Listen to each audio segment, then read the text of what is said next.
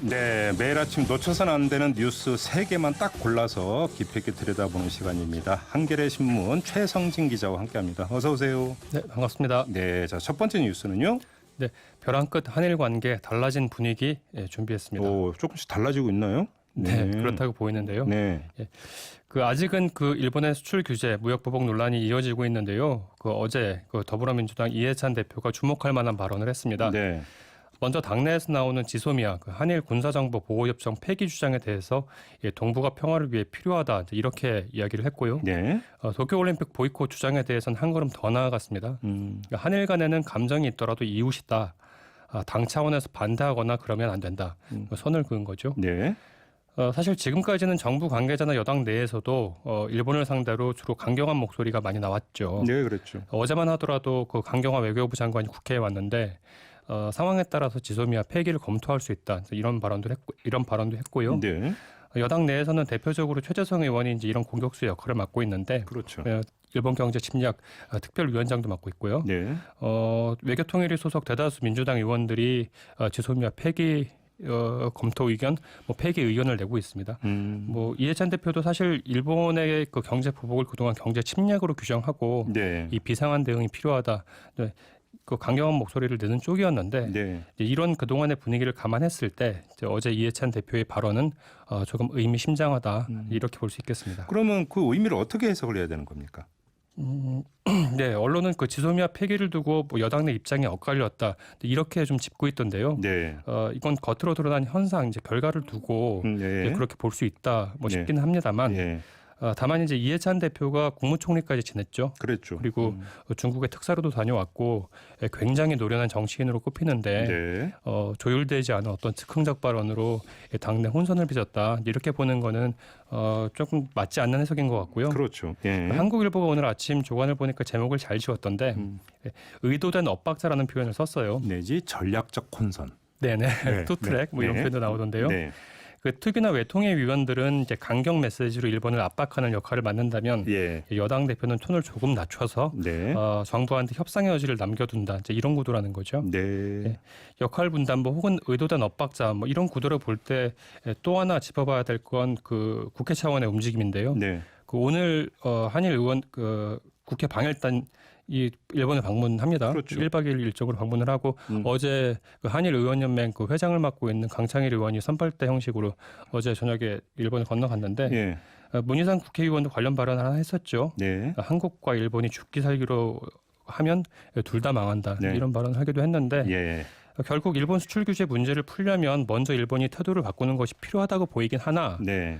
물밑에서 이루어지고 있는 협상 움직임 이런 것도 좀 주목을 해서 볼 필요가 있다고 보거든요. 그럼요. 그런 노력까지 필요 없다고 보지는 않는데 그런 맥락에서 본다면 어제 이해찬 대표의 발언은 즉흥적인 발언이라기보다는 충분히 계산된 여당 내 어떤 기류를 반영한 메시지다 이렇게 볼 수 있겠습니다. 트럼프 같은 경우는 국합 있고 배드캅 있다면서요. 어떤 사람은 온건 발언하고 어떤 사람은 강경 발언하고 일부러. 네네. 우리도 그럴 수 있는 거잖아요. 욕을 조금 먹더라도 이해찬 대표는 조금 온건한 발언을 하는 쪽으로 네. 방향을 잡은 것 같습니다. 자, 두 번째 뉴스로 넘어가죠. 네, 머나먼 ILO 핵심 협약 비준의 길입니다. 이게 이제 어제부터 이제 이야기가 나왔습니다. 정부안이 대충 공개가 된 거죠? 네, 나왔죠. 네. 예. 조금 복잡한 이야기가 될 수 있어서 핵심만 아주 짧게 설명을 좀 드리겠습니다. 네. 국제노동기구가 각 나라에 요구하는 노동 기준이 있습니다. 네. 그 가운데 전체는 한 189개, 한 200개 가까이 되는데요. 맞네. 예. 예. 그 중에서 아주 핵심만 추려서 8개, 핵심만 추려서 ILO 핵심 협약 혹은 정식 명칭은 사실 ILO 기본 협약이 맞습니다만 대다수 언론들이 핵심 협약으로 쓰고 있어서 그렇게 부르겠습니다. 네. 대표적인 내용들은 그런 겁니다. 우리는 이제 아동 노동을 시키지 않겠습니다. 네. 우리는 강제 노동을 시키지 않습니다. 네. 그리고 우리는 노동 단결권, 다시 말해서 노조할 권리를 보장합니다.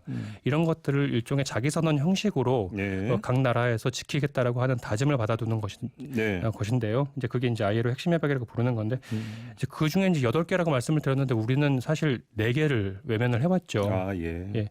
우리 한국 사회가 적어도 노동 존중 사회를 표방을 한다면, 그를 지향한다면 사실 우리한테는 밀린 숙제와도 같은 과제였는데요. 어제 4개 핵심 협약 비준을 위해서 노동관계법 개정안을 정부가 발표한 겁니다. 네네. ILO 핵심 협약 비준을 위해서는 이제 이게 노동 기본권을 조금 강화하는 내용인데 예. 노동 기본권 강화를 하려면 당연히 우리나라에서도 국내법을 좀 손질을 해야 되는 거죠. 네. 노동관계법들을. 그런데 아무튼 예. 이제 그 정부안이 마련이 됐는데 왜 네네. 머나먼 길이라고 하신 거예요?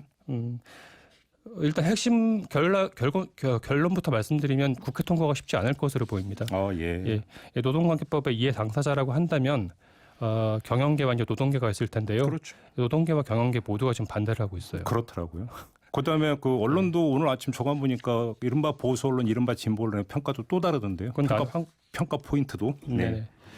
그 사실은 경영계에서도 이 ILO 핵심 협약 비준이 이제 불가피하다, 필요하다라고 하는 거는 이해를 하고 있거든요. 네. 기억하시겠지만 작년 말 그 EU에서 한국을 방문해서 네. 지금 한국과 유럽연합이 그 FTA를 맺고 있는데 네. ILO 핵심 협약 비준을 콕 집어서 요구를 했어요. 네. 그 실제 사례도 있었죠. 그 최근에 아주 최근의 일이었는데 프랑스 법원이 삼성전자를 예비 기소한 사건이 있었거든요. 네. 예, 삼성전자가 이 베트남에서 뭐 가전제품이나 휴대폰 공장을 유지하면서 노동자들 고용하고 거기서 생산한 뭐 휴대폰이나 가전제품을 유럽에서 판매를 하는데 프랑스에서 판매를 하는데 베트남에서 노동 기준을 지키지 않았다는 거였어요. 알겠습니다. 예. 지금 속보가 들어왔는데 네네. 앞서 이제 그 북한이 또 발사체를 발사했다고. 그런데 미국 정부는 이걸 미사일로 규정을 했다는 속보가 들어왔고요. 더욱 눈길을 끄는 건 정경두 국방장관의 멘트인데 우리를 위협 도발하면 북한은 적이다. 이런 멘트를 했다는 지금 속보가 들어오고 있습니다. 네. 알겠습니다. 자, 시간이 얼마 없는데요. 짧게 한 소식만 더 전해주시면. 네. 그럼 마지막 소식으로 바로 넘어가야 될 것 같은데요. 네네네. 예, 윤소아 의원 협박 사건이 궁금하다입니다. 그러니까 좀 그 누군지 지금 그 드러났더군요. 네, 어제 경찰이 구속영장을 신청했고요. 네. 지금 피의자는 서울대학생 진보연합 소속 그 유아무개 운영위원장이라고 알려져 있습니다. 네. 이제 이 진보 성향 단체라고 많은 언론들이 얘기를 하고 있는데 네. 이제 한국대학생 진보연합의 서울 지역 조직이라고 하고요. 줄여서 대진연이라고 부르고요. 예, 대진연이라고 하죠. 이 궁금하다라고 표현을 했던 이유에 대해서 좀 말씀을 드리면요. 첫 번째로는 이 당사자와 그가 속한 단체에서 일단 혐의 내용을 강하게 부인하고 있습니다. 그래요? 네네. 근데 경찰은 구속영장 신청까지 했잖아요. 네, 구속영장 신청을 했죠. 아직 예. 나오진 않았죠. 예. 결과는 좀 봐야 되는데 네. 경찰이 제시한 증거가 조금 확인이 좀 필요할 것 같아요. 그래요? 네네.